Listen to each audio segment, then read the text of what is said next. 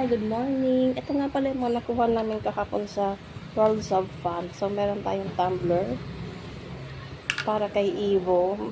Ang kulay kasi niya is black and purple lang. So, purple na lang pinili. And then, ito naman yung isa. Ito nga palang tumbler is worth 4,108